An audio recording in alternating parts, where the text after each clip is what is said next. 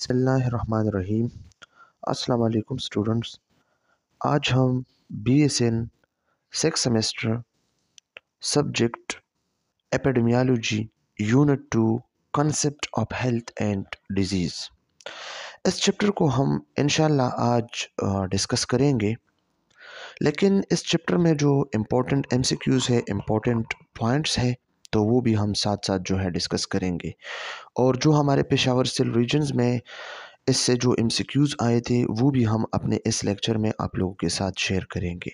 Okay, ये बहुत simple chapter है, इसमें कोई मुश्किल नहीं है, जस्ट रीड करना है आप लोगों ने।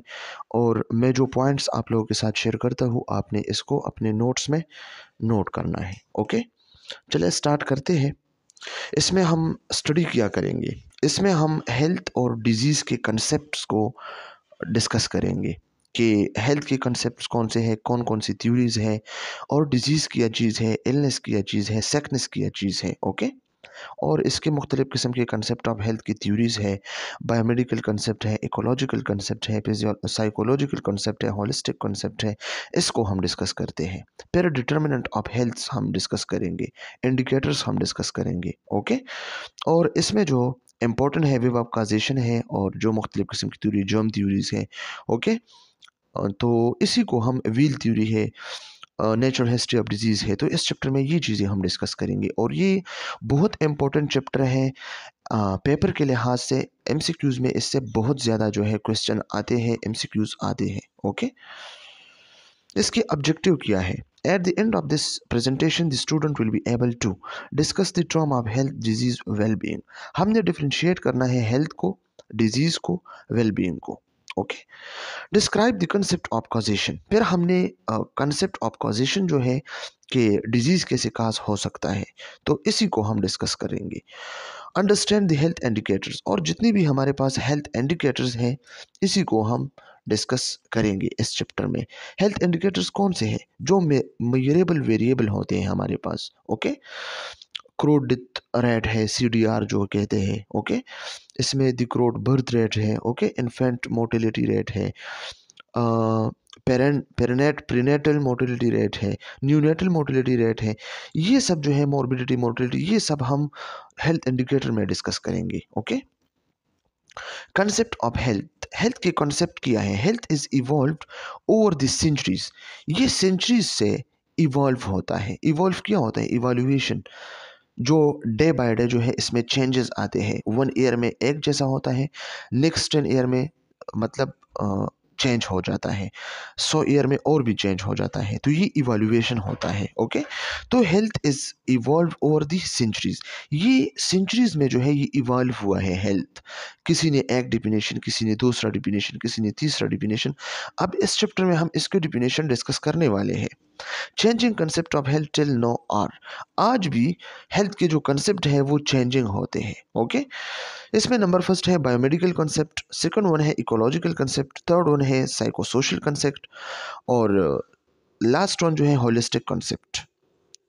बायोमेडिकल कंसेप्ट क्या होता है? Traditionally health has been viewed as absence of disease. Traditionally, conventionally, जब हम पास्ट की बात करें, ओके, तो इसमें लोग हेल्थ को क्या देखते थे? वो जस्ट हेल्थ की डिफिनेशन करते थे एब्सेंस ऑफ डिजीज।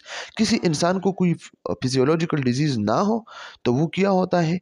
वो हेल्थी होता है। लेकिन ये डिफिनेशन सही नहीं है, ये बायोमेडिकल डिफिनेशन है।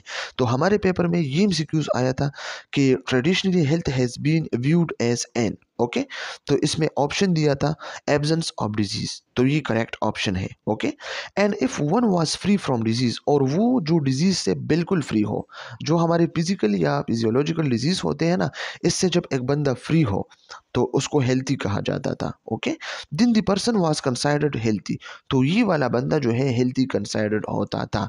लेकिन ऐसा नहीं है। ओके, अब WHO की जो न्यू डिफिनेशन है वो बिल्कुल डिफरेंट है, वो आगे हम डिस्कस करते हैं। This concept has the basis in the germ theory of disease, और ये जो कंसेप्ट है ये जर्म थ्योरी पे बेस करता है।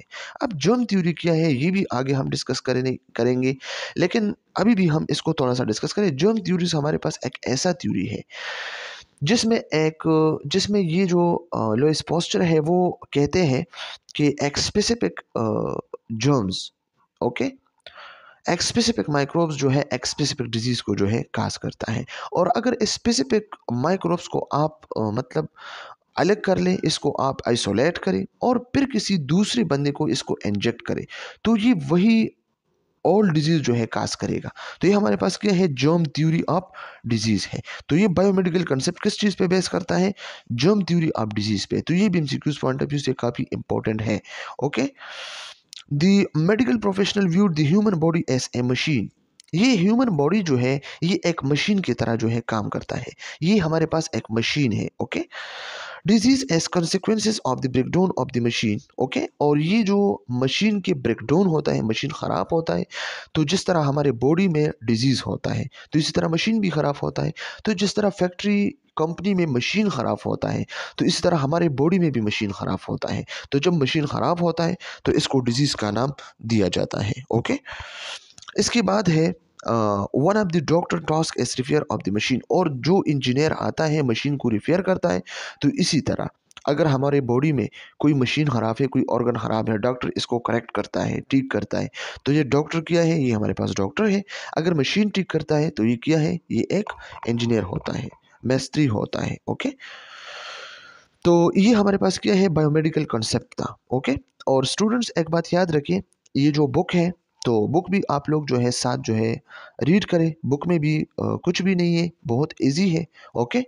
हम साथ साथ जो है बुक्स के पॉइंट्स को भी डिस्कस करते हैं ताकि कल आप जब पेपर में बैठेंगे तो फिर आप लोगों को कोई मसला ना हो, ओके। तो बुक में क्या लिखा है, बुक में लिखा है बायोमेडिकल कंसेप्ट के लिहाज से कि ये क्या होता है, health was seen through a biomedical lens. ये हम एक बायोमेडिकल लेंस पे देखते हैं, ओके। तो बायोलेंस which focus primary on the physical aspect of health. ये फिजिकल एस्पेक्ट ऑफ हेल्थ पे काम करता है। Health is understood as the absence of disease और इलनेस, ओके। तो यही बात बुक में भी लिखा हुआ है, ओके। तो इसमें कुछ भी नहीं है न्यू। इसके बाद है हमारे पास इकोलॉजिकल कंसेप्ट। तो इकोलॉजिकल कंसेप्ट में क्या है, from ecological point of view health is viewed as dynamic equilibrium between human being and environment. ये हेल्थ जो है इकोलॉजिकल कंसेप्ट के मुताबिक ये एक डायनामिक इक्विलिब्रियम है, okay. Human being and environment की बिटवीन के बीच में, okay. And disease a small adjustment of the human organism to environment. और एक बंदे को तब डिजीज होता है जब वो अपने एनवायरनमेंट के साथ जो है माल एडजस्ट होता है, एडजस्ट नहीं होता है, माहौल के साथ वो चेंज नहीं हो रहा, माहौल के साथ वो खुश नहीं है, माहौल के साथ वो आगे नहीं जा सकता है, इसके लिए माहौल सुटेबल नहीं है, वो इस माहौल में सर्वाइव नहीं कर सकता है। तो इकोलॉजिकल कंसेप्ट क्या कहते हैं, ये बंदा जो है ये डिजीज़ है, ओके। इस बंदे को डिजीज़ है।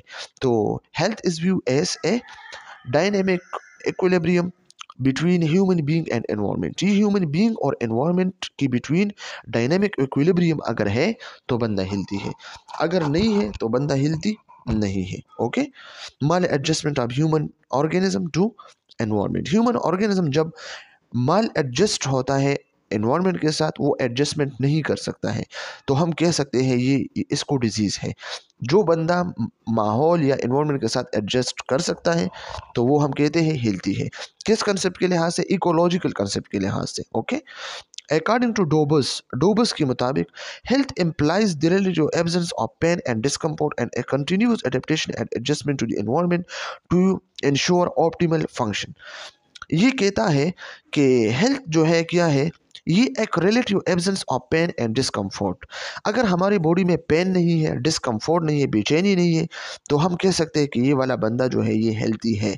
एक कंटिन्यूस एडेप्टेशन एंड एडजस्टमेंट, और ये जो है एक कंटिन्यूस एडेप्टेशन है एनवायरनमेंट के साथ। एनवायरनमेंट चेंज होता है तो आपने एनवायरनमेंट के साथ चेंज होना है। तो एक कंटिन्यूस एडेप्टेशन है या एडजस्टमेंट है, एनवायरनमेंट के साथ आपने एडजस्ट होना है, ओके। तो ये क्या होता है, तो फिर अगर आप एनवायरनमेंट के साथ एडजस्ट है तो आप अपना काम इजीली आप अपने डेली रूटीन जो है फॉलो कर सकते हैं। तो ये इकोलॉजिकल कंसेप्ट है। इकोलॉजिकल कंसेप्ट में इकोलॉजी क्या होता है, एनवायरनमेंट होता है। तो ये थ्योरी जो है, ये कंसेप्ट जो है एनवायरनमेंट पे जो है डिपेंड करता है, okay. Psychosocial concept. According to psychosocial concept, health is not only biomedical phenomena but is influenced by social, psychological, cultural, economic, and political factors of the uh, people concerned. अब ये definition भी काफ़ी ज़बरदस्त है। Okay, psychological concept क्या कहते हैं कि हेल्थ जो है सिर्फ बायोलॉजिकल बायोमेडिकल फिनोमेना नहीं है या इकोलॉजिकल फिनोमेना नहीं है, बट इट्स इन्फ्लुएंस्ड बाय, बल्कि ये हेल्थ जो है इन्फ्लुएंस होता है, मुतासर होता है सोशल की वजह से। सोशल, आप लोगों से जो मिलते हैं, तो लोग अगर आपके साथ अच्छा बिहेवियर नहीं कर सकता, सही से बात नहीं करता, तो आप जो है क्या डिस्कम्फोर्ट फील करेंगे, तो फिर भी आप हेल्थी नहीं है। ओके, साइकोलॉजिकल, आपकी साइकोलॉजी, मूड ठीक नहीं है, कभी डिप्रेशन, कभी एंजाइटी, कभी एक डिसऑर्डर, कभी दूसरा मसला। ओके, मूड स्विंग, स्ट्रेस, ये सब जो है साइकोलॉजिकल है। ओके, तो आपकी साइकोलॉजी अगर ठीक नहीं है, सोसाइटी ठीक नहीं है, सोशल ठीक नहीं है, ठीक है, तो आपका हेल्थ इन्फ्लुएंस हो सकता है। कल्चरल, आपका जो कल्चर है, कल्चरल शॉक है, एक कल्चर से आप दूसरे पे गए, उधर वो चीज़ें नहीं मिल रही है आपको, तो कल्चर शॉक है। ओके, इकोनॉमिक, अगर किसी के पास इकोनॉमी नहीं है, पैसे नहीं है, इसके स्टेटस ठीक नहीं है। ओके, या पॉलिटिकल फैक्टर्स है, पॉलिटिकली वो ठीक नहीं है, किसी ने इसको दबाव किया है, सियासी मसाइल। ओके, तो ये किया है, ये सब जो है साइकोसोशल कॉन्सेप्ट है। ओके, तो अगर एक बंदा socially, psychologically, culturally, economically, political जो है ये ठीक नहीं है, डिस्टर्ब है, तो इस बंदे को आप हेल्दी नहीं कह सकते। और अगर ये 4-5 चीज़ों के मुताबिक ये ठीक है, तो आप कह सकते हैं कि ये वाला बंदा जो है ठीक है। ओके, इसके बाद लास्ट वन है होलिस्टिक कॉन्सेप्ट। तो होलिस्टिक कॉन्सेप्ट क्या होता है? This concept is the synthesis of all the above concepts. ऊपर जो हमने ऑल कॉन्सेप्ट्स डिस्कस की, बायोमेडिकल कॉन्सेप्ट है, इकोलॉजिकल कॉन्सेप्ट है, साइकोसोशल कॉन्सेप्ट है, इन सबको जमा करके इसको होलिस्टिक कॉन्सेप्ट कहा जाता है। तो ये वाला कॉन्सेप्ट बिल्कुल ठीक है। ओके, हम कह सकते हैं एब्सेंस ऑफ डिजीज भी हेल्थ है। ओके, अगर एक बंदा एनवायरनमेंट के साथ एडजस्ट नहीं हो सकता, तो हम कहते हैं ये क्या है, अनहेल्थी है, ये भी ठीक है। अगर एक बंदा सोशली, इकोनॉमिकली, पॉलिटिकली, एनवायरमेंटली ठीक नहीं है, तो हम कह सकते हैं ये हेल्थी नहीं है, अनहेल्थी है। ओके, तो ये होलिस्टिक कंसेप्ट है। Okay, it recognise the strength of social, economic, political and environmental influence on health. Social, economic, political और एनवायरमेंट हेल्थ को इन्फ्लुएंस कर सकता है। Okay, it describe health as a multi dimensional process. ये describe करता है कि हेल्थ एक मल्टी डायमेंशनल प्रोसेस है। हेल्थ हमारे पास क्या है, एक मल्टी डायमेंशनल प्रोसेस है। ओके, जो इसमें सोशल भी आते हैं, एब्सेंस ऑफ डिजीज भी है, एनवायरनमेंट भी है, पॉलिटिकल भी है, ये सब क्या है, मल्टी डायमेंशनल प्रोसेस है, involving the well being of whole person is context of has environment. Okay, तो ये एमसीक्यूज पॉइंट ऑफ व्यू से इंपॉर्टेंट है। अब डब्ल्यूएचओ क्या डिफिनेशन करता है? A state of complete physical, mental, and social well-being, and not merely the absence of disease or infirmity. WHO 1948। WHO क्या कहते हैं? ये कहते हैं कि हेल्थ हमारे पास एक ऐसा कंप्लीट फिजिकल स्टेट है, कंप्लीट मेंटल स्टेट है, कंप्लीट सोशल वेलबींग स्टेट है। ओके, और हम नहीं कह सकते कि not merely the absence of disease, merely mean only, ये हम नहीं कह सकते कि ओनली एब्सेंस ऑफ डिजीज है हेल्थ। ठीक है, सिर्फ हम ये नहीं कह सकते कि एक बंदे को डिजीज नहीं है वो हेल्थी है, एक बंदे को डिजीज नहीं है लेकिन इसको सोशली प्रॉब्लम्स हो, इसको फाइनेंशियली प्रॉब्लम्स हो, इसको मेंटली इलनेसेस हो। ओके, तो ये क्या होता है, ये इसको अनहेल्थी हम कहते हैं। ओके, तो ये देखें, सोशल, मेंटल, फिजिकल, ये सब पर्सपेक्टिव्स है। Okay, risk factors and determinants. अब हम रिस्क फैक्टर्स और डिटर्मिनेंट्स को डिस्कस करने वाले हैं कि रिस्क फैक्टर क्या होता है एंड डिटर्मिनेंट क्या होता है। रिस्क फैक्टर की जो डिफिनेशन है तो वो क्या है, वो तो लिखा है, लेकिन एक और चीज़ की डिफिनेशन, रिस्क की डिफिनेशन क्या है, ये ऑलरेडी हमारे पेपर 2023 में आ चुका है, epidemiology. The likelihood probability that a person will contract the disease is called a risk. Risk क्या होता है, वो इम्कान होता है जब एक पर्सन डिजीज के साथ कांटेक्ट में हो। ओके, तो ये रिस्क होता है, इसको कभी भी ये डिजीज लग सकती है, तो ये रिस्क है। और सेकंड वन है रिस्क फैक्टर। रिस्क फैक्टर क्या होता है, is any attribute, characteristic or exposure of an individual that increase the likelihood of developing a disease or uh, injury, ये हमारे पास एक फिनोमेना है। ओके, इसमें क्या होता है, इसमें बंदा जो है एक इंडिविजुअल एक्सपोजर करता है। ओके, ये एक एक्सपोजर होता है इंडिविजुअल के, जो डिजीज डेवलपिंग या इंजरी के इम्कानात को इंक्रीज करता है। तो ये रिस्क फैक्टर है। Okay, some example of the more important risk factor और अंडरवेट। अंडरवेट हमारे पास रिस्क फैक्टर है। ओके, अगर अंडरवेट है तो बंदे को डिजीज हो सकते हैं। अनसेफ सेक्स है, अगर अनसेफ सेक्स है तो बंदे को एड्स, एसटीआई, गोनेरा, ये सब जो है हो सकते हैं। हाई ब्लड प्रेशर, अगर एक बंदे को हाई ब्लड प्रेशर है तो ये क्या है, रिस्क फैक्टर है। टोबैको एंड अल्कोहल कंजम्पशन, ये भी एक रिस्क फैक्टर है। ओके, एंड अनसेफ वाटर, अगर कोई अनसेफ वाटर पी रहा है तो ये भी जो है एक रिस्क फैक्टर है। सैनिटेशन एंड हाइजीन, ये भी रिस्क फैक्टर है। ये एमसीक्यूज में आ चुका है और आ सकते हैं। ओके, डिटर्मिनेंट ऑफ हेल्थ, अब हेल्थ के डिटर्मिनेंट क्या होते हैं? तो determinant of health is any factor that influence the health status of individual और पॉपुलेशन। ये हमारे पास ऐसे फैक्टर्स हैं जो हेल्थ स्टेटस और इंडिविजुअल्स और पॉपुलेशन की जो स्टेटस है इसी को इन्फ्लुएंस कर सकता है, मुतासिर कर सकता है। These determinants include a wide range of condition and factors which can be grouped into survival categories। और इसके फिर मुख्तलिफ किस्म के सर्वाइवल्स कैटेगरीज है। बायोलॉजिकल फैक्टर्स है, बिहेवियरल फैक्टर्स है, सोशल एंड इकोनॉमिक फैक्टर्स है, एनवायरमेंटल फैक्टर्स है। ओके, ये सब जो है इसमें होते हैं। तो स्लाइड में क्या लिखा है, many factors combine together to affect the health of individual and communities. मुख्तलिफ किस्म के फैक्टर्स जो है कंबाइन होते हैं। ओके, और फिर क्या करता है, हेल्थ को, इंडिविजुअल और कम्युनिटी के हेल्थ को अफेक्ट करता है। तो जब बहुत ज़्यादा फैक्टर जो है कंबाइन होता है और एक साथ जो है हेल्थ को अफेक्ट करता है इंडिविजुअल और कम्युनिटी की, तो ये हमारे पास क्या है, डिटर्मिनेंट कहलाता है। Okay, determinants of health, the determinants of health includes socio-economic, physical और person individual characteristic and behaviour. तो ये आप देखें, ये क्या लिखा है, फिजिकल इन्वायरमेंट में क्या लिखा है, एयर है, वाटर है, क्वालिटी, हाउसिंग है, community design, transportation network, noise, ये क्या है, फिजिकल इन्वायरमेंट है। अगर ये ठीक है तो बंदा हेल्थी हो सकता है। ये नेक्स्ट वन क्या है, सोशल इन्वायरमेंट है, एजुकेशन है, फैमिली स्ट्रक्चर है, डिस्क्रिमिनेशन है।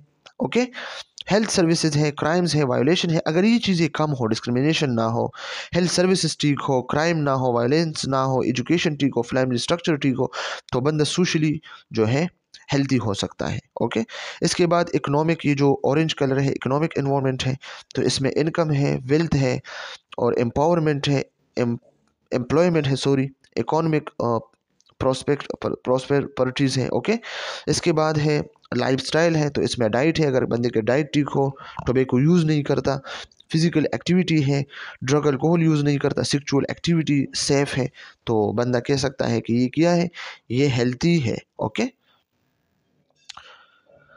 इसके बाद है डिटरमिनेंट ऑफ हेल्थ, तो ये हेल्थ बीच में आप देखें, और कम्युनिटीज़ है, फैमिलीज़ है, सोसाइटीज़ है, इंडिविजुअल्स है, फिर इस ये सब जो है डिटरमिनेंट्स है। ओके, ये सब मिल के हमारे हेल्थ को अफेक्ट करता है। इसमें बिहेवियर है, इन्वायरमेंट है, सोशो इकोनॉमिक है, हेल्थ सर्विसेज सिस्टम है, सोशो कल्चरल है, एजिंग ऑफ द पॉपुलेशन है, साइंस एंड टेक्नोलॉजी है, इंफॉर्मेशन एंड कम्युनिकेशन, जेंडर है, इक्विटी एंड सोशल जस्टिस है, ह्यूमन राइट्स है, जेनेटिक्स एंड बायोलॉजिकल है। ये सब जो है डिटरमिनेंट्स ऑफ हेल्थ है। ओके, ये सब मिल के हमारे हेल्थ को अफेक्ट करता है। इसके बाद है wellbeing. Wellbeing is an subjective perception of Vitality, energy and feeling well. ये विल बीइंग हमारे पास क्या है, ये एक सब्जेक्टिव परसेप्शन है, हम सब्जेक्टिवली परसीव करते हैं खुद को सब्जेक्टिवली। सब्जेक्टिव है, सेकंड वन है ऑब्जेक्टिव। सब्जेक्टिव क्या होता है, जब हम एक चीज़ को फील करते हैं जस्ट, और ऑब्जेक्टिव वो है जो हम किसी चीज़ को खुद चेक कर सकते हैं ऑब्जेक्टिवली, इसको हम टच कर सकते हैं। ओके, फॉर एग्जांपल हम पेशेंट की बीपी चेक करते हैं, तो ये ऑब्जेक्टिव है। और एक पेशेंट हमें कहते हैं कि मुझे जो है मुझे जो है स्ट्रेस है, तो ये हमारे पास क्या है, ये इसने मुझे बताया, तो ये सब्जेक्टिव है। तो ये विल बीइंग जो है ये सब्जेक्टिव परसेप्शन भी है और ये ऑब्जेक्टिव परसेप्शन भी है। Okay, will being is a subjective perception, ये एक सब्जेक्टिव परसेप्शन है ऑफ विटालिटी, एनर्जी की। विटालिटी क्या होता है, एनर्जी की। ओके एंड फीलिंग वेल, बंदा जो है खुद को एनर्जाइज फील करता है और फीलिंग जो है इसके अच्छे होते हैं। तो ये क्या है, ये वेल बीइंग है। कैन बी डिस्क्राइब्स ऑब्जेक्टिवली, ये ऑब्जेक्टिवली भी डिस्क्राइब हम कर सकते हैं। Experienced and mayor and can be plotted design on a continuum, ये कंटिन्यूम में भी हम इसको प्लॉट कर सकते हैं। कंटिन्यूम क्या होता है, जिसमें मतलब एक बंदे के हेल्थ मतलब वो वेल बीइंग ज़्यादा है और इसके बाद जो है थोड़ा सा कम है, फिर बंदा इलनेस पे जाता है, जो मेंटल हेल्थ में हम डिस्कस कर चुके हैं ऑलरेडी, हेल्थ कंटिन्यूम ओके, या मेंटल कंटिन्यूम, ठीक है। अभी इस नेक्स्ट स्लाइड में भी हम डिस्कस करने वाले हैं okay. It is a component of health. Concept of well-being. Well-being of an individual or group of individual have several components and has been expressed in various ways, such as a standard of life. Okay, standard of living. जिंदा लोगों की या जो living things है इसके standard okay, अच्छे से अपनी ज़िंदगी गुजारना ओके। तो ये क्या है, ये वेलबींग है ना। और लेवल ऑफ लिविंग, लिविंग के लेवल्स कि मेरा लेवल अच्छा है, मैं अच्छे से ज़िंदगी गुजार सकता हूँ, बसर सकता हूँ। तो ये क्या है, ये हमारे पास वेलबींग है। एंड क्वालिटी ऑफ लाइफ, और हमारी लाइफ की जो क्वालिटी है वो हद से ज़्यादा ठीक है, अच्छा है। तो ये क्या है, वेलबींग है। ये 3 बातें हैं, standard of living, level of living and quality of living okay। well-being of an individual or group of individual है अब ऑब्जेक्टिव भी है, स्टैंडर्ड ऑफ लिविंग और level of living, and subjective quality of life, subjective भी है quality of life okay. दस इसी तरह ए distinction is drawn between the concept of level of living consisting of objective criteria and quality of life comprising the individual own subjective evaluation of these। ये subjectively objectively दोनों है। objectively कैसा है, objectively criteria क्या होता है, objectively में level of living कि मेरा लेवल कितना अच्छा है कॉन्टिन्यूम के बेस पे, और जो subjective इवाल्यूएशन है तो ये क्या है, क्वालिटी ऑफ लाइफ, मेरा लाइफ कितना अच्छा है। तो सब लोग कहते हैं मेरा लाइफ अच्छा है, लेकिन हमें तो पता नहीं कि कैसे जो है अच्छा है। तो ये वाला जो है क्या है, सब्जेक्टिव है। और लेवल ऑफ लिविंग, हम लिविंग के लेवल को देखते हैं कि ये कितना अच्छा है, परफॉर्मेंस अच्छा है, हम इसको खुद ऑब्जर्व करते हैं। तो ये क्या है, ऑब्जेक्टिव होता है okay. To aspect of health, subjective, it is form by sensation and feeling of person suffering from disease. एक सब्जेक्टिव है, सब्जेक्टिव क्या होता है, बंदा खुद जो है सेंसेट करता है, सेंसेशन होते हैं। फीलिंग ऑफ ए पर्सन, और इंसान की जो फीलिंग होती है कि मैं अच्छा हूँ, मैं ये हूँ, मैं डिजीज़ से सफ़र करता हूँ, तो ये सब्जेक्टिव फीलिंग है ओके, सब्जेक्टिव है। ऑब्जेक्टिव क्या है, it basis is form by objective parameters obtained by measurement of structures and function of a person during disease। और एक बंदे को डिजीज़ है तो इसके हम मेजरमेंट करते हैं। एक बंदा कहते हैं मेरा बीपी हाई है, तो हम जस्ट नहीं कहते कि पेशेंट ने कहा है कि बीपी हाई है तो इसके हाई है, ऐसा नहीं है। फिर हम बीपी सेट से इसके बीपी जो है फाइंड करते हैं। अगर कोई पेशेंट कहते हैं कि मेरा पल्स रेट ज़्यादा है तो फिर हम इसको पल्स मीटर से चेक करते हैं, तो ये ऑब्जेक्टिव है ओके। तो obtained by measurement of structure and functions, हम फंक्शन और स्ट्रक्चर को मेजर करते हैं ओके, पर्सन और डिजीज़ के, जो वो इस पर्सन की जिसको डिजीज़ है। तो ये ऑब्जेक्टिव है और एक सब्जेक्टिव है। The quality of life can be evaluated by assessing the person subjective feeling of happiness और unhappiness about the various life concerns okay. Quality of life क्या है, ऑब्जेक्टिवली है, तो इसको हम इवेलुएट कर सकते हैं एक पर्सन की ओके। कैसे, इसके सब्जेक्टिव फीलिंग हम देखते हैं कि कितना हैप्पी है, कितना अनहैप्पी है ओके। तो इससे हम अंदाज़ा लगा सकते हैं कि ये हेल्थी है या अनहेल्थी है। ये है कॉन्टिन्यूम ओके, ऑब्जेक्टिवली हम फाइंड कर सकते हैं। वेलनेस एंड वेलबींग, वेलनेस क्या है, फर्दर डिस्क्राइब हेल्थ स्टेटस, ये हमारा जो हेल्थ स्टेटस है ये फर्दर इसको एलाबोरेट करता है okay. It allow health to be place on a continuum from one optimal level wellness to a maladaptive states illness. ये वेलनेस जो है ये एक कंटिन्यूम है, इसको हम कंटिन्यूम से ऑब्जेक्टिवली फाइंड कर सकते हैं ओके, कि इसका लेवल जो है ऑप्टिमम लेवल है वेलनेस की, और इसका जो है माल एडेप्टिव स्टेट है इलनेस पे है। ये जो आप देखें, ये आप देखें ज़रा, ये क्या लिखा है, हाईएस्ट हेल्थ पोटेंशियल, तो ये क्या है, हेल्थ की इसी साइड पे है। ये गुड हेल्थ है, नॉर्मल हेल्थ है, माइल्ड इलनेस है, इलनेस और पोर हेल्थ है ओके। और क्या लिखा है, ये जो है क्रिटिकल इलनेस है, ओके, इसके बाद डेथ है। तो ये मिड के ये बीच लाइन है, इसी साइड आप जाएंगे तो वेलनेस है, इसी साइड आप जितने जाएंगे तो ये क्या है, माल अडेप्टिव स्टेट है, इलनेस है, ओके। ये क्या है, इलनेस है, ये वेलनेस है, ओके। तो ये हम ऑब्जेक्टिवली जो है फाइंड कर सकते हैं। Wellness is a dynamic process that is ever changing. Wellness हमारे पास एक डायनेमिक प्रोसेस है जो मोशन में होता है, चेंजेस इसमें आते आते रहते हैं, ओके। अगर एक बंदा विल है, the well person usually has some degree of illness. अगर एक बंदा कहता है कि मैं विल हूँ और वाकई वो विल है भी, तो सम डिग्री ऑफ इलनेस इसमें हो सकते हैं, ओके। अगर एक बंदा फिजिकली फिजियोलॉजिकली ठीक है तो साइकोलॉजिकली, ओके, इसको कुछ ना कुछ इलनेस हो सकता है, ओके। कोई भी इंसान जो है परफेक्ट नहीं है, डिजीज से जो है बिल्कुल क्लियर नहीं है, ओके। विल कोई भी नहीं है, अगर विल पर्सन भी है तो सम डिग्री ऑफ इलनेस इसमें हो, and the ill person usually have some degree of illness. और अगर एक बंदा कहता है कि मैं इल हूँ, मुझे इलनेस है, तो सम डिग्री ऑफ विलनेस इसमें हो।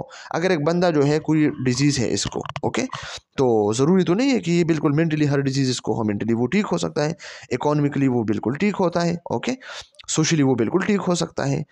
तो ये क्या है, ये वेलनेस के कंसेप्ट है। The classic description of wellness was developed by Dunn in the early 1960. Okay, ये क्लासिकल जो डिस्क्रिप्शन है वेलनेस की, ये डन ने अर्ली 1960 में जो है डेवलप किया था। एमसीक्यूज पॉइंट ऑफ व्यू से काफ़ी इंपॉर्टेंट है, okay. According to Dunn, high level wellness means, according to Dunn 1961 में इसने डिस्क्राइब किया था कि हाई लेवल जो वेलनेस है इसका मीनिंग क्या है, functioning to one maximum health potential. इसके जो मैक्सिमम हेल्थ पोटेंशियल है वो इसको शो करता है, okay. Will remaining in balance with the environment, और इसकी जो रिमेनिंग है, ओके, वो एनवायरनमेंट के साथ जो है बैलेंस होते रहते हैं। तो ये जो है हमारे पास क्लासिकल डिस्क्रिप्शन है, बायोमेडिकल है, ओके, इकोलॉजिकल है, ये सब जो है। और इसके बाद जो न्यू है वो हॉलिस्टिक है, ओके। हेल्थ इलनेस कॉन्टिनम, मैयर person pursued level of wellness. इसमें बंदा जो है लेवल ऑफ वेलनेस जो है फाइंड करते हैं। अगर कोई कहता है कि मैं जो है क्या हूँ, ये न्यूट्रल पॉइंट है, ओके, और ये क्या है, प्री मेच्योर डेथ है, और ये हाई लेवल वेलनेस है। तो अगर इसमें बंदा ग्रोथ करता है तो ग्रोथ वाले को आप कह सकते हैं कि ये क्या है, ये हमारे पास वेलनेस है। और ये क्या है, एजुकेशन है, अवेयरनेस है, ये सब जो है हम क्या कह सकते हैं, वेलनेस में हो सकते हैं। तो याद रखिए वेलनेस में क्या हो सकते हैं, एजुकेशन आ सकता है, और ये क्या है, एजुकेशन है, अवेयरनेस है, ग्रोथ है। और इसी साइड पे आप देखें, इसमें प्री मेच्योर डेथ है, डिसेबिलिटीज़ है, सिम्टम्स है, साइंस है। तो ये क्या होता है, ये ट्रीटमेंट मॉडल है, ओके, और ये जो है ये हेल्थ मॉडल है, ओके, और ये न्यूट्रल पॉइंट्स है, ओके। डायमेंशन ऑफ वेलनेस, अब वेलनेस के मुख्तलिफ किस्म के डायमेंशन है, कितने हैं, ये हमारे पास है 7। ये एमसीक्यूज पॉइंट ऑफ व्यू से याद रखें 7 हेल्थ डायमेंशन है, ओके। एनवायरमेंटल है, ऑक्यूपेशनल है, इंटेलेक्चुअल है, स्पिरिचुअल है, फिजिकल है, इमोशनल है, सोशल है। तो ये एमसीक्यूज पॉइंट ऑफ व्यू से काफ़ी इंपॉर्टेंट है, इसी से एमसीक्यूज आ सकते हैं और हमारे पेपर में भी आ चुके हैं। फिजिकल जो है क्या है, the ability to carry out daily task, achieve fitness. जो बंदा जो है डेली टास्क जो है परफॉर्म कर सकता है, तो हम कह सकते हैं कि फिजिकली ये वेल है, ओके। अचीव फिटनेस, और अपने फिटनेस को अचीव कर सकते हैं, डिजीज से बिल्कुल फ्री है, पल्मोनरी, कार्डियोवेस्कुलर, गैस्ट्रोइंटेस्टाइनल कोई डिजीज डिसऑर्डर नहीं है इसको। Maintain adequate nutrition and proper body fats, और ये बिल्कुल अपना जो न्यूट्रिशन है वो बिल्कुल एडिक्वेट मेंटेन करता है, ओके, रखता है, एंड प्रॉपर बॉडी फैट्स, और अपने बॉडी फैट्स को जो है प्रॉपर जो है मेंटेन रखता है, ओके। एक्सरसाइजेस करता है, जिम जाता है, और डाइट करता है। Avoid abusing drugs and alcohol और यूजिंग टोबैको प्रोडक्ट्स, और न कोई अब्यूजिंग ड्रग्स यूज़ करते हैं, ओके, इलेक्ट ड्रग्स जो होते हैं, न कोई अल्कोहल कंजम्पशन करता है, न टोबैको जो है स्मोकिंग करता है, okay. And generally to practice positive life style habits, और पॉजिटिव लाइफ स्टाइल हैबिट्स को जो है प्रैक्टिस करता है, मतलब डेवलपमेंट की तरफ जा रहा है, तो ये फिजिकली फिट बंदा होता है, ओके। इसके बाद है सोशली, तो ये जो फिजिकली है तो ये एमसीक्यूज पॉइंट ऑफ व्यू से काफ़ी इंपॉर्टेंट है। सोशल में क्या होता है, the ability to interact successfully with people and with the environment. वो बंदा बंदे की वो एबिलिटी जो सक्सेसफुली इंटरेक्ट करता है फैमिली के साथ, सोसाइटी के साथ, अपने फ्रेंड्स के साथ, लोगों के साथ एंड अपने एनवायरनमेंट के साथ। तो ये क्या है, सोशली वेल बंदा है। ओके, इमोशनल क्या मतलब, the ability to manage stress and to express emotions appropriately. एक बंदी को स्ट्रेस है तो एक बंदा अपना स्ट्रेस जब कंट्रोल करता है, इसको अडेप्ट करता है। ओके, इसमें वो एबिलिटी जो अपने स्ट्रेस को मैनेज करे या अपने इमोशंस को एक्सप्रेस करे, ओके, इसको मैनेज करे अप्रोप्रिएटली। अगर एक मतलब लो वन के डेथ हुआ है तो यहाँ पे तकाजा किया है, यहाँ पे होना चाहिए कि बंदा रो या बंदा मतलब जो है खफा हो। तो अगर एक बंदा मतलब एक लो वन के डेथ हुआ है और बंदा खफा है, तो आप कह सकते हैं कि ये इमोशंस अप्रोप्रिएटली है। गम में बंदा खफा होता है तो ये इमोशनली वेलनेस है। अगर एक बंदा है, इसके भाई की शादी है या इसकी शादी है और वो खुश है, तो जब वो खुश है तो ये इमोशंस अप्रोप्रिएटली है। ओके, इसको खुश होना चाहिए था तो खुश है, तो ये इमोशनली वेल पर्सन है। लेकिन अगर ऑन द अदर हैंड आप देखें, एक बंदा है, इसके लो वन के डेथ हुआ है और वो हंस रहा है, तो ये इमोशनल इनअप्रोप्रिएटली है, इसकी इमोशन इनअप्रोप्रिएट है, तो ये इमोशनली वेल नहीं है। Okay, emotionally wellness involve the ability to recognise, accept and express feeling. Okay, ability to recognise, feelings को रिकॉग्नाइज करना, कि बंदा फील कर सके कि ये मेरा लव वन है, ये मेरा बाप है, ये मेरा माँ है। ओके, इसके अपने अपने वैल्यूज़ है, ये मेरा चचा चचू है, चाची है, ये है मामू है, ये सब जो है इसको रिकॉग्नाइज करना, इसकी फीलिंग को रिकॉग्नाइज करना और इसकी फीलिंग को एक्सेप्ट करना कि जिस तरह मेरी फीलिंग है आपकी भी फीलिंग है, और अपनी फीलिंग को अच्छे से अप्रोप्रिएटली जो है एक्सप्रेस करना, जो ऑलरेडी हम डिस्कस कर चुके हैं। ओके, तो ये बंदा जो है इमोशनली विल होगा। ओके, ये एमसीक्यूज पॉइंट ऑफ व्यू से काफ़ी इंपॉर्टेंट है स्टूडेंट्स, इसको याद रखिए। Intellectual, the ability to learn and use information effectively for personal, family and career development। इंसान की वो एबिलिटी जिस से वो लर्न करे, कुछ सीखे और इंफॉर्मेशन को यूज़ करे इफ़ेक्टिवली पर्सनल लाइफ के लिए, अपने फैमिली के लिए, अपने करियर डेवलपमेंट के लिए, जॉब के लिए। तो ये क्या है, इंटेलेक्चुअली बंदा जो है क्या है, वेल बीइंग है। ओके, वेल है। एक बंदा इंटेलेक्चुअली वेल कब होगा, जब वो लर्निंग कर सकता है, अपने इंफॉर्मेशन को इफ़ेक्टिवली यूज़ कर सकता है अपने लिए, फैमिली के लिए, करियर डेवलपमेंट के लिए, फजूल में नहीं। ठीक है, अपने डेवलपमेंट, करियर डेवलपमेंट के लिए जब बंदा जो है सोच करता है, मेहनत करता है, तो ये इंटेलेक्चुअली ब्रेन से काम लेता है ना। Spiritual, the belief in some force, बंदा जो है सम फोर्स पे जो है बिलीफ रखता है। अगर मुस्लिम की बात करें तो वो अल्लाह पे जो है भरोसा करता है, अल्लाह पे ईमान रखता है, और जो क्रिश्चियन है तो वो अल्लाह पर ईमान रखता है, गॉड पे। लेकिन इसके साथ जो है मुख्तलिफ़ किस्म की और चीज़ों को भी इन्वॉल्व करता है साथ। अगर हम ज्यू की बात करें तो इसके बुद्ध मत की बात करें, या अगर हिंदुइज़्म है तो वो मतलब मल्टीपल गॉड्स पे जो है डिपेंड करता है, ज़मीन पे बनाई हुई गॉड्स के। ओके, तो ये सब जो है बिलीफ इन सम फोर्स, हर कोई इंसान जो है किसी ना किसी फोर्स पे जो है बिलीव करता है। ओके, तो ये जो है क्या है हमारे पास, ये स्पिरिचुअली है, बिलीफ स्पिरिचुअल में आता है। नेचर है, साइंस है, रिलीजन है, हायर पावर है, that serve to unite human being and provide meaning and purpose of life. Okay, occupational, the ability to achieve a balance between work and leisure time। वो abilities जिसमें बंदा जो है balance को achieve करे work और अपने लेजर टाइम में। ओके, ये ऑक्यूपेशनल जॉब से निकला है, काम से निकला है। A person believe about education, employment and home influence, personal satisfaction and relationship with other. तो ये ऑक्यूपेशनल है। एक बंदा जो है education, okay, person believes about, एक बंदा जो है बिलीव रखता है एजुकेशन के मुताबिक, जो है एम्प्लॉयमेंट के मुताबिक, होम इन्फ्लुएंस, पर्सनल जो है satisfaction, relationship with others. Okay, तो ये सब ऑक्यूपेशंस में आते हैं। ओके, ये एमसीक्यूज पॉइंट ऑफ व्यू से काफ़ी इंपॉर्टेंट है। एजुकेशन अगर आपसे एमसीक्यूज में पूछा जाए, हमारे पेपर में आ चुका है कि person believe about education, employment and home influence, personal satisfaction and relationship with other. तो ये क्या है, ऑक्यूपेशनल में आता है। एनवायरमेंटल की the ability to promote health measures and improve the standard of living and quality of life in the community. वो ability जिसमें बंदा जो है प्रोमोट करे हेल्थ मेजर्स को, इम्प्रूव करे okay standard of living and quality of life in community okay. Concept of disease, अब disease के कंसेप्ट किया है। Webster define disease as, Webster ने क्या डिफाइन किया है, ये एमसीक्यूज आ सकता है okay. A condition in which body health is impaired, वो कंडीशन जिसमें बॉडी के हेल्थ जो है वो इम्पेयर्ड हो, वो बंद स्टॉप हो जाए okay. A departure from state of health, और स्टेट ऑफ हेल्थ से बिल्कुल डिपार्चर हो जाए, स्टॉप हो जाए, ख़त्म हो जाए।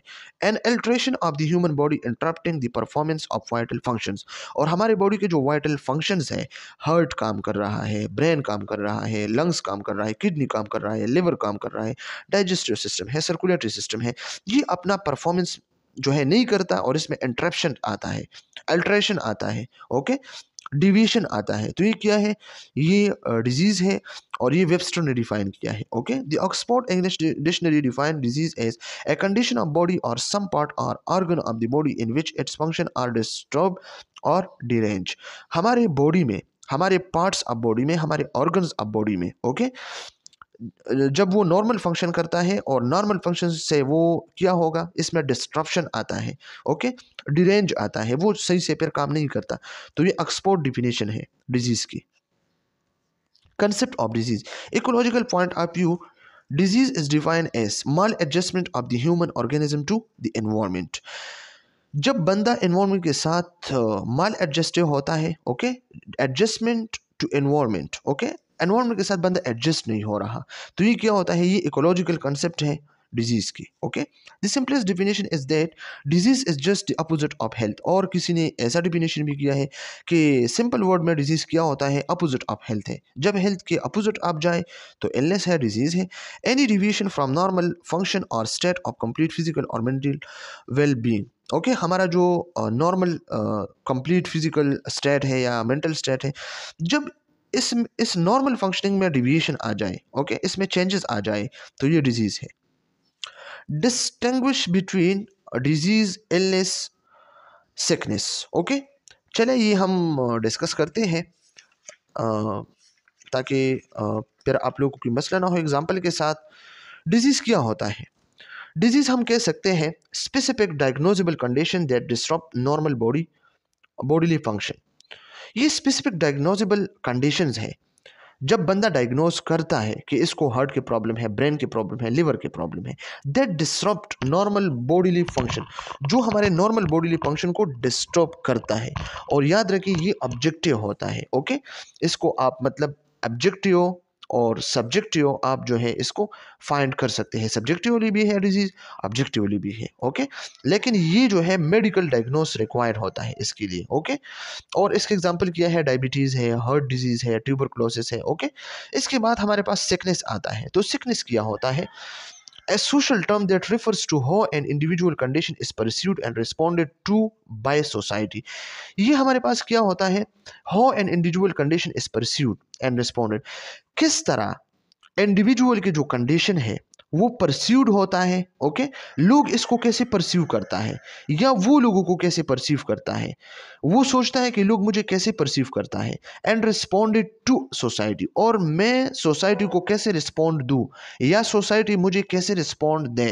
तो ये क्या है, ये एक सिकनेस है।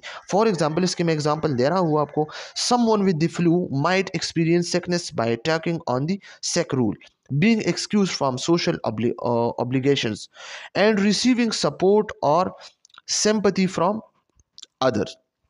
एक बंदी को फ्लू है ओके, फ्लू सिम्टम है या फ्लू है, तो वो क्या करता है, ये सोसाइटी से एक्सक्यूज़ करता है कि मैं आप लोगों के साथ जो है नहीं बैठता, ये मेरा फ़र्ज़ है आप लोगों को ट्रांसमिट ना हो ओके, और कम्युनिटी से जो है सिंपैथी और सपोर्ट को रिसीव करता है। तो ये क्या होता है, ये हमारे पास एक सिकनेस होता है ओके। इसके बाद है illness, illness refers to subjective experience of feeling unwell or in discomfort, इसमें बंदा जो है ख़ुद को अनविल जो है फील करता है, इसको डिजीज़ है या नहीं है ये अलग बात है, लेकिन ये ख़ुद को डिस्कम्फर्ट फील करता है ओके, तो ये इलनेस होता है ओके। ये सब्जेक्टिव फीलिंग है, याद रखना एमसीक्यूज पॉइंट ऑफ व्यू से।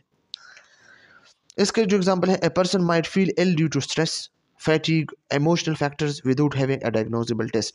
टेस्ट इसने नहीं किया है डायग्नोसिस, लेकिन ये क्या कहता है, मुझे जो है स्ट्रेस है, मुझे जो है फैटिग है, इमोशनल फैक्टर्स जो है इसमें, तो बंदा इसी तरह जो है खुद को फील करता है। चलिए स्लाइड को देखते हैं। The term disease literally mean without ease. Literally disease की मीन क्या है, विदाउट ईज। ईज क्या होता है, आसानी।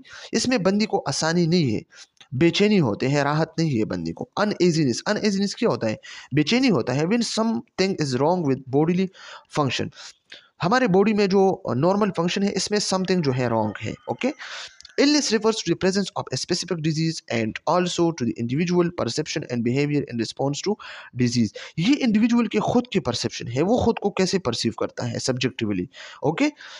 as well as the effect of their disease on the psycho-social environment। Sickness refers to a state of social dysfunction। इसमें बंदा जो है socially dysfunction होता है, socially dysfunction होता है। ओके। ये ऐसा स्टेट है सिकनेस जिसमें बंदा socially dysfunction करता है। तो ये इसका एग्जांपल मैंने क्या दिया कि एक बंदा है, इसको फ्लू है, तो ये सोसाइटी से बिल्कुल अलग तलग होता है कि लोगों को भी मेरे वाला जो है फ्लू ना ट्रांसमिट हो जाए, लोगों को मसले ना हो। ओके। तो ये लोगों से एक्सक्यूज़ करता है, ऑब्लिगेशन, ये इसका फ़र्ज़ होता है, कहता है मेरा फ़र्ज़ है। ओके। और इसको मतलब लोगों से फिर जो है सपोर्ट और सिंपैथी को रिसीव करता है। ओके। तो ये हमारे पास सिकनेस है, वेलनेस है और इलनेस है और डिजीज़ है। Distinguish between disease, illness and sickness। Disease is a physiological or psychological dysfunction। Disease हमारे पास physiological या psychological dysfunction हो सकता है। कैसे? इस तरह के अगर हमारे हार्ट में कोई मसला है, ब्लड वेसल में कोई मसला है, लिवर में मसला है, तो ये फिजियोलॉजिकल प्रॉब्लम्स है ना, तो इसको हम डिजीज़ कह सकते हैं। या हमारे साइकोलॉजिकल डिस्फंक्शन जो होता है, हम किसी से बात नहीं करते, डिप्रेशन में जाते हैं, एंजाइटी में जाते हैं, स्ट्रेस PTSD में जाते हैं, जो मुख्तलिफ किस्म के डिजीज़ है, डिसऑर्डर है, तो ये क्या होता है, ये डिजीज़ होते हैं। Okay. Illness is a subjective state. Illness subjective state है of the person who feel aware of not well being.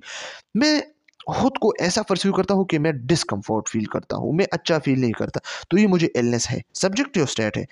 Sickness is a state of social dysfunction. ये सोशल डिस्फंक्शन की स्टेट है। A role that the individual assume when ill. Sickness role, एक बंदा normally society में अपना rules perform करता है, लेकिन जब इसको मतलब कोई सिकनेस हो तो फिर ये लोगों से एक्सक्यूज़ करता है कि मैं नहीं आ सकता। Models theories of disease causation. अब डिजीज कॉजेशन, डिजीज किस तरह काज होता है। ओके। तो इसके मुख्तलिफ किस्म की थ्योरीज है, इसके मुख्तलिफ किस्म की मॉडल्स है।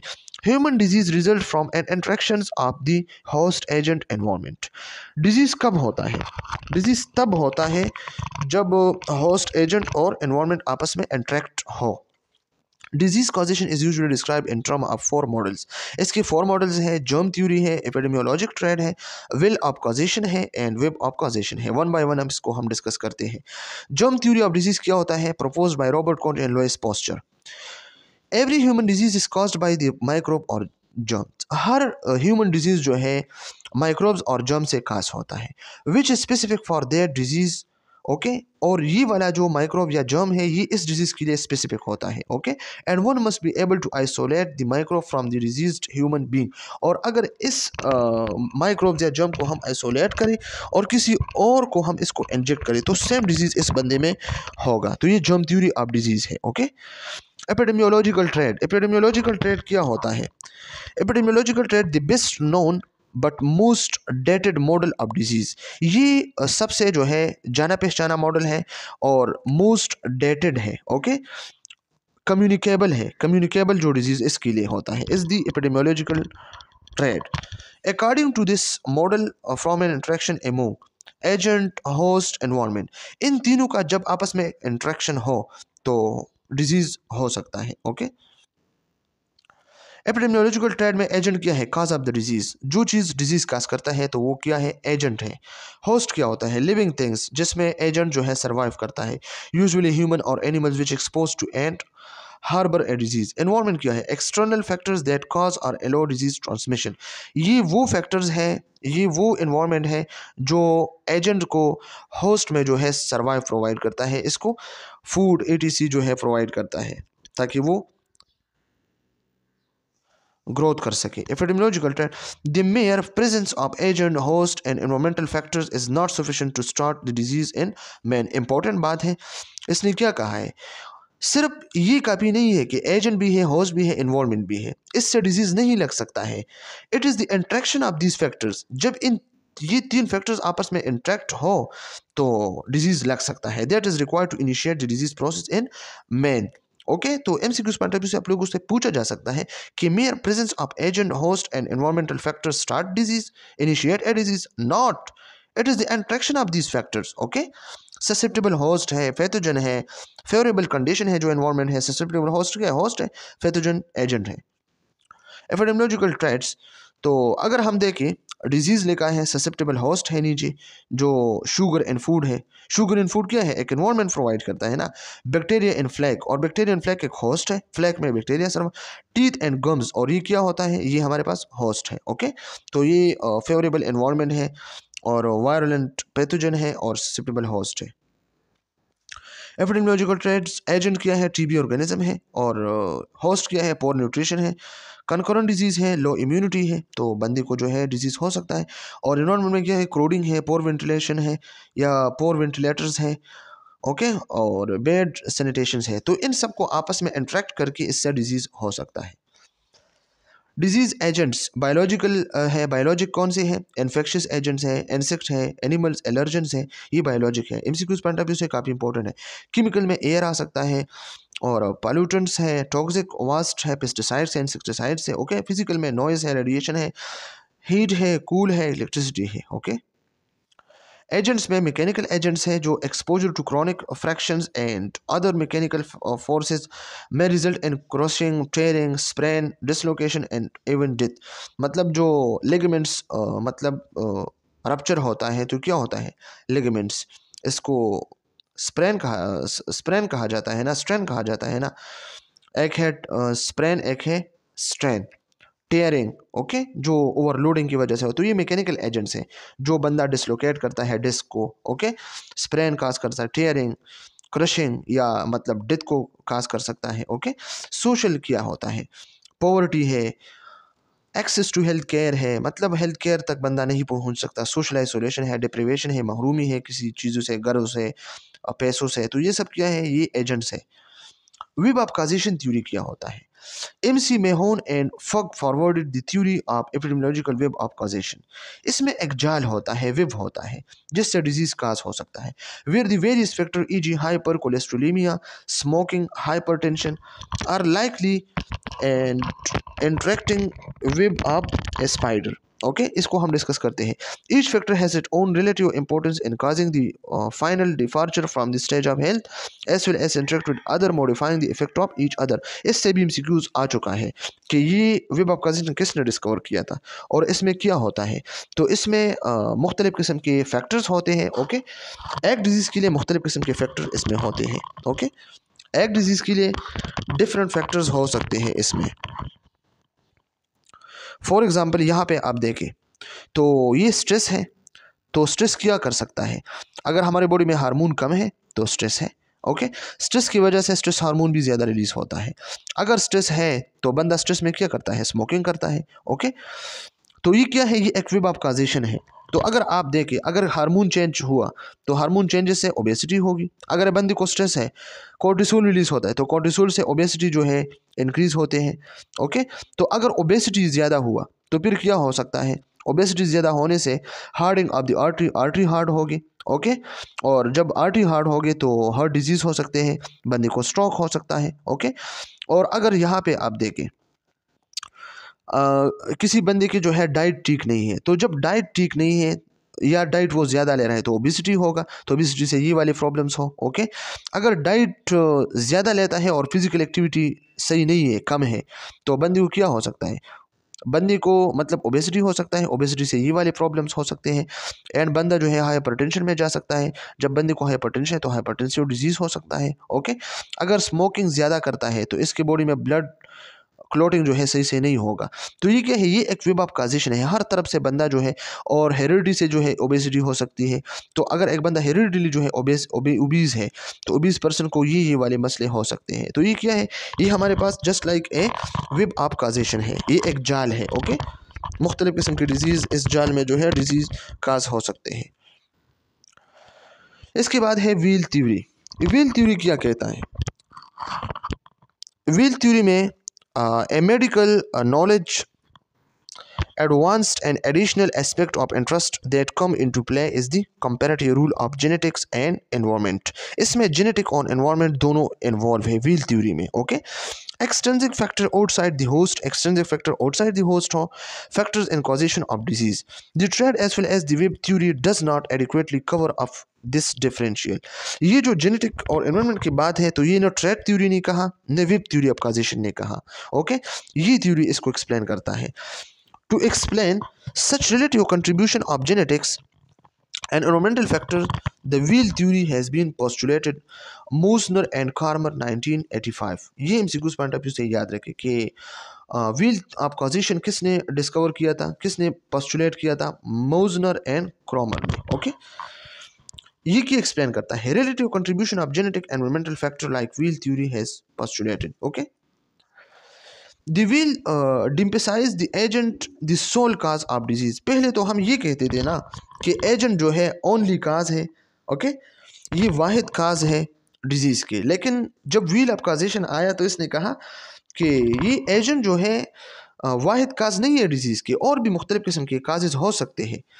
ये the theory visualize human disease in the form of a wheel. ये व्हील के फॉर्म में होता है. Which has a central hub. इसमें सेंट्रल हब होता है, ये सेंट्रल हब होता है. तो ये सेंट्रल हब में क्या होता है? Representing the genetic component. एक बंदा जेनेटिकली भी जो है इसको डिजीज या डिसऑर्डर हो सकते हैं. Okay, and the peripheral portion representing the environmental component. और ये जो इर्द गिर्द इसके हैं आउटर, तो ये क्या है? एनवायरमेंटल फैक्टर्स है. एनवायरमेंटल फैक्टर्स में क्या होते हैं? एक बंदा स्मोकिंग करता है या एक बंदा ऐसे माहौल में है जिसमें स्मोकिंग हो. ओके, एक बंदे को जो है क्या है कम्युनिकेबल डिजीज़ है तो आपको भी लग सकते हैं. तो ये क्या है? एनवायरमेंटल कंपोनेंट है. और एक बंदे को जो है ओबेसिटी जेनेटिक से भी ट्रांसफ़र हो सकता है, हेरिडिटी भी हो सकता है. तो ये डिजीज़ जो है मिक्सचर है जेनेटिक कंपोनेंट्स के और एनवायरमेंटल कंपोनेंट्स के. तो ये है wheel of causation. The wheel of causation, like a wheel, the outer part क्या शो करता है? Environmental components has spoke 3 in the model, and the environmental component in thus divide into 3 sub. Physical है, biological है, socially है. Okay? इसके बाद है हमारे पास नेचुरल हिस्ट्री ऑफ डिजीज़. बहुत ज़्यादा इंपॉर्टेंट है MCQs पॉइंट ऑफ व्यू से. सबसे पहले तो आप लोगों ने ये जानना है कि what is normal history, natural history of disease. इसका डिफिनीशन है क्या इज़ ए की कंसेप्ट इन एपिडेमियोलॉजी. ये भी एपिडेमियोलॉजी में एक की कंसेप्ट है और सीचिस में भी चैप्टर नंबर 5 में ये एक्सप्लेन हुआ है. ओके, तो अगर यहाँ से आप इसको कंसेप्ट यहाँ से क्लियर करें तो सीचिस में भी आप लोगों का कंसेप्ट जो है क्लियर हो. और ये पैथोफिजियोलॉजी फर्स्ट सेकंड यूनिट में भी है. Okay, natural history of disease refers to the uninterrupted progression of the disease process in an individual over time in the absence of intervention. अगर एक बंदे को डिजीज़ लग गया, इनिशिएट हो गया, ओके, तो इसकी प्रोग्रेशन जो है रफ्ता रफ्ता इंक्रीज होता है. ओके, अनइंटरप्टेड, इसमें कोई इंटरप्टेड ना हो.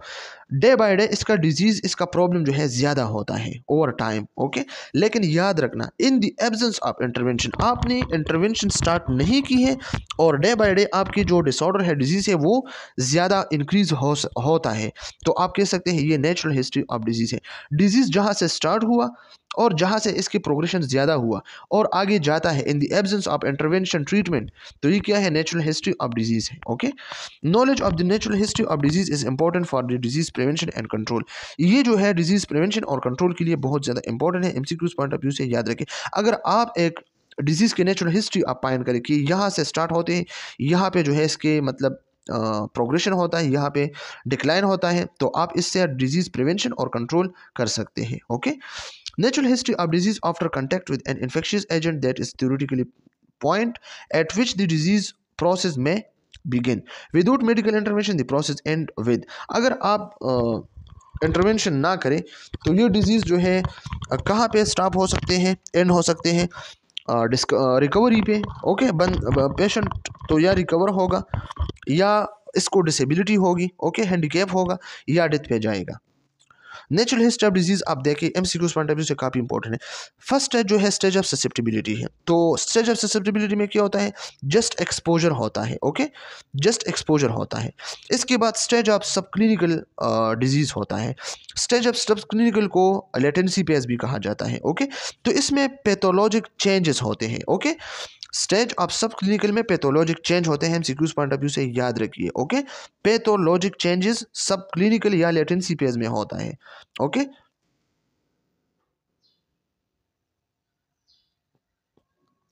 इसके बाद है और इसमें क्या होता है, इसके बाद है stage of clinical disease. Stage of clinical third जो है, तो इसमें क्या होता है, ऑनसेट ऑफ सिम्टम होता है। यहाँ पे जो है सिम्टम स्टार्ट होते हैं, ओके।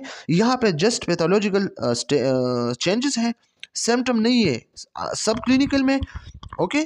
इसमें जो है सब क्लिनिकल में जस्ट पैथोलॉजिक चेंज है, कोई सिम्टम ऑनसेट नहीं है, ओके। स्टेज ऑफ क्लिनिकल में जो है ऑनसेट ऑफ सिम्टम होते हैं, ओके। इसके बाद है स्टेज ऑफ रिकवरी या डिसेबिलिटी और डेथ। या तो रिकवरी हो जाएगी या डेथ हो जाएगी, और या जो है बंदा डिसेबिलिटी में जाएगा, ओके। तो ये थ्री जो है हमारे पास क्या है, ये थ्री हमारे पास रास्ते हैं, इससे बंदा जो है किसी ना किसी पे जाता है। और स्टेज ऑफ क्लिनिकल डिजीज़ में हम क्या करते हैं फिर, यूजुअली टाइम ऑफ डायग्नोस्टिक, ये डायग्नोस्टिक करते हैं इसमें। स्पेक्ट्रम ऑफ डिजीज, डिजीज के स्पेक्ट्रम है। In some people however the disease process may never progress to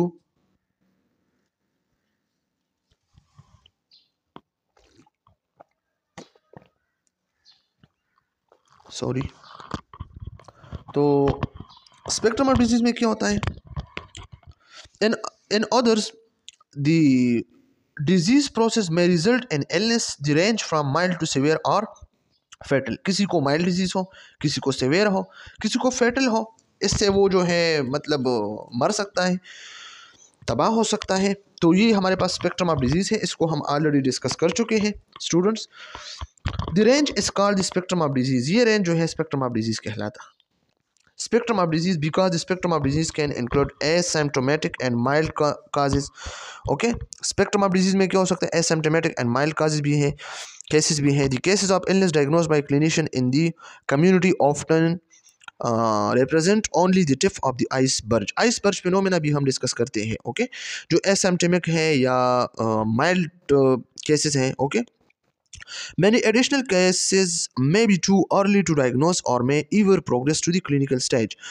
Person with inappropriate or undiagnosed infection may be able to transmit infection to others. Such person who are infectious but have subclinical disease are called carrier। ये MCQs point of view से का आप लोग याद रखें students, okay. ये बहुत ज़्यादा इंपॉर्टेंट है। कैरियर क्या होता है, कैरियर हमारे पास एक ऐसा पर्सन होता है जिसको खुद कोई डिजीज़ नहीं है, लेकिन वो दूसरों को ये डिजीज़ ट्रांसमिट कर सकता है। तो ये हमारे पास क्या है, करियर है।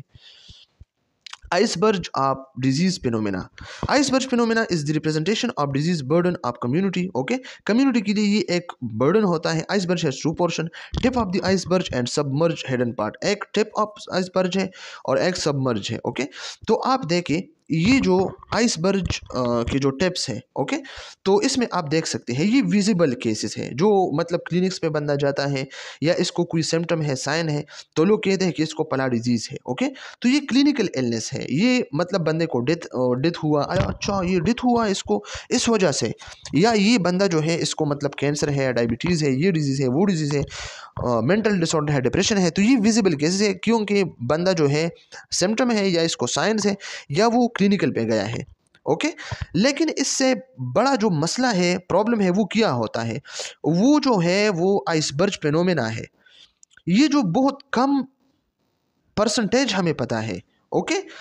जो सबसे ज़्यादा है इनविजिबल केसेस है, करियर्स है, ओके, कैरियर्स है, एसिम्प्टोमेटिक इन्फेक्शंस है, एड्स है, हेपेटाइटिस है, किसी को पता नहीं है। तो ये बहुत ज़्यादा है, हद से ज़्यादा है, लेकिन ये हमारे नज़रों से मतलब गायब है, ओके। और आपको पता है आइसबर्ग, ये जो टाइटैनिक मतलब ये जो डिस्ट्रक्ट हुआ था, तो ये क्यों हुआ था, फिर इस पर मूवी भी बनाया है ना 1996 में, ओके, अमेरिकन ने।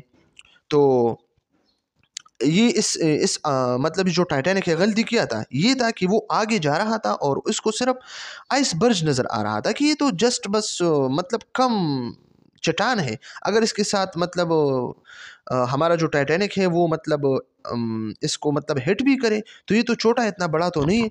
लेकिन इसको क्या पता था कि इसके नीचे जो है इनविजिबल जो है बहुत ज़्यादा एरिया है। तब जब इसके साथ इसका एक्सीडेंट हुआ तो टाइटैनिक जो है टू पार्ट्स में कन्वर्ट हुआ, टू पार्ट्स में डिस्ट्रक्ट हुआ। ओके, तो ये हमारे पास क्या है, इसी तरह हमारे कम्युनिटी में भी है। बहुत कम केसेस जो है विजिबल है और बहुत ज़्यादा जो है इनविजिबल है। तो ये इनविजिबल जो है कैरियर है, इस बंदे को डिजीज़ नहीं है, इसको पता नहीं कि मुझे डिजीज़ है, लेकिन दूसरों को लगा सकता है। Iceberg of disease phenomena. The floating tips represent the clinically apparent cases that the physician see in his practice clinical hospitals. ये आइसबर्ग में जो है क्लिनिकल एफरेंट क्या है, ये फ्लोटिंग टिप्स जो नज़र आ रहा है।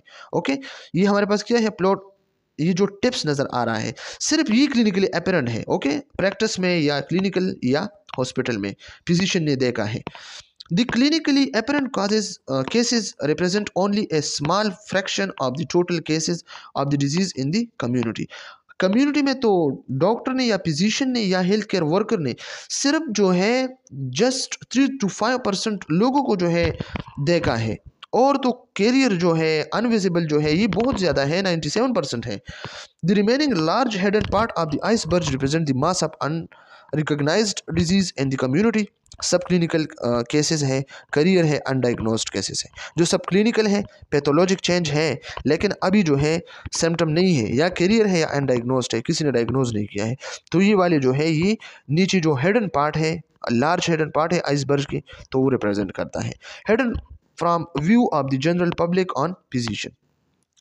आइसबर्ग कॉन्सेप्ट ऑफ ये क्या है, डेथ है। ओके, सीवियर डिजीज है क्लिनिकल डिजीज में, माइल्ड सब क्लिनिकल में माइल्ड इलनेस है, ये सब जो है इसमें होता है। Okay, indicators of health. What is mean by indicators of health? A variable which help to measure changes directly or indirectly. ये हमारे पास ऐसी वेरिएबल्स है जो मतलब हेल्प करता है चेंजेस के मैयर को। ठीक है, हमारे इस सोसाइटी में लोगों में जो चेंजेस आते हैं, ओके, इसके डेथ के, इसके डिजीज़ के, तो इसको जब हम मैयर करते हैं तो ये हमारे पास क्या है, हेल्थ इंडिकेटर है। ओके, डायरेक्टली भी हर कर सकते हैं, इनडायरेक्टली भी कर सकते हैं। WHO 1981 में the health indicator are defined as those variable which measure the health status of an individual or community. ये वो वेरिएबल है जिसके ज़रिए हम हेल्थ स्टेटस को मेजर करते हैं इंडिविजुअल के और कम्युनिटी के। ये हमारे पास एक ऐसा वेरिएबल है जिसके ज़रिए हम इंडिविजुअल के या कम्युनिटी के हेल्थ स्टेटस को मेजर करते हैं। फॉर एग्ज़ाम्पल, इसमें हमारे पास है बहुत ज़्यादा, ओके, मोर्टिलिटी इंडिकेटर्स हैं। ओके, मोर्टिलिटी इंडिकेटर्स क्या है कि सोसाइटी में कितने लोग जो है मरते हैं। ओके, क्रूड डेथ रेट है। क्रूड डेथ रेट क्या होता है, number of death in a population और specific period, usually a year per 1000 people. Okay, तो ये हमारे पास क्रूड डेथ रेट है। Life expectancy, okay, infant mortality rate है। ओके, इन्फेंट मोर्टिलिटी रेट क्या होता है, measure of a number of deaths of infants under 1 year of age for 1000 live birth in a given year. Okay, और इसके बाद जो है हमारे पास अंडर 5 मोर्टिलिटी रेट है। ओके, मैटरनल मोर्टिलिटी रेट है, तो मैटरनल मोर्टिलिटी रेट भी इसमें है। और जो MMR है, okay, measure the number of maternal deaths during pregnancy, child birth और within 42 days after delivery due to pregnancy related causes per 1 lakh live birth in a given year. Okay, तो ये बहुत इंपॉर्टेंट है। Okay, और इसके बाद जो है हमारे पास डिजीज स्पेसिफिक मोर्टिलिटी है, जो मतलब डिजीज स्पेसिफिक डिजीज से जो है डेथ काज होता है। प्रोपोर्शनल मोर्टिलिटी रेट है। मोर्बिडिटी इंडिकेटर क्या होते हैं, इंसिडेंस है, प्रेवेलेंस रेट है। ओके, एक नया डिजीज़ आया है मतलब न्यू केसेस आ रहे हैं, और प्रेवेलेंस का क्या मतलब न्यू केसेस भी है, एग्जिस्टेंस केस भी है। ओके, केसेस भी है।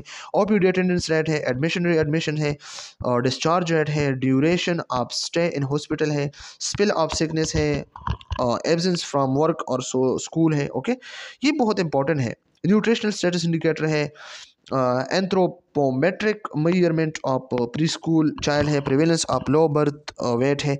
हेल्थ केयर डिलीवरी में इंडिकेटर्स जो है कौन से है, डॉक्टर पॉपुलेशन रेशो है, बेड नर्स रेशो है, पॉपुलेशन बेड्स रेशो है, पॉपुलेशन पर हेल्थ फैसिलिटीज़ है। ओके, और यूटिलाइजेशन रेट्स है, इम्यूनाइजेशन कवरेज है, कितना एक सोसाइटी में इम्यूनाइजेशन हो रहा है या नहीं हो रहा है।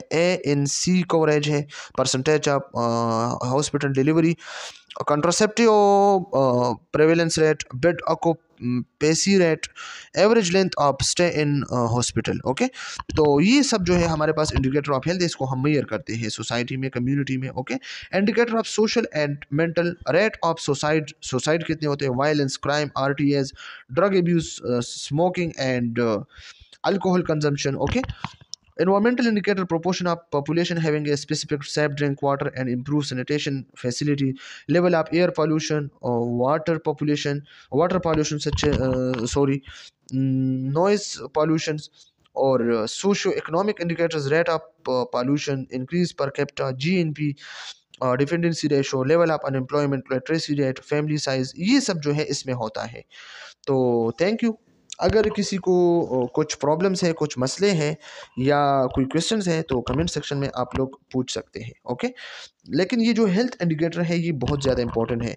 इसकी वजह से हम कम्युनिटी पे जो है मॉनिटरिंग करते हैं, इसके डेथ रेट को हम फाइंड करते हैं, मोर्बिडिटी रेट, इसके इंसिडेंट्स को, प्रेवेलेंस को, इसकी इकोनॉमी हम देखते हैं। जो मुख्तलिफ़ किस्म की चीज़ें जो है हम मेजर कर सकते हैं। ओके, डायरेक्टली भी, इनडायरेक्टली भी। ओके, तो आज के लिए इतना ही काफ़ी। ये चैप्टर जो है काफ़ी इंपॉर्टेंट है, आप लोगों ने इसको रीड करना है, और पेपर में इससे बहुत ज़्यादा जो है एमसीक्यूज़ आ चुके हैं और आ सकते हैं। Thank you so much.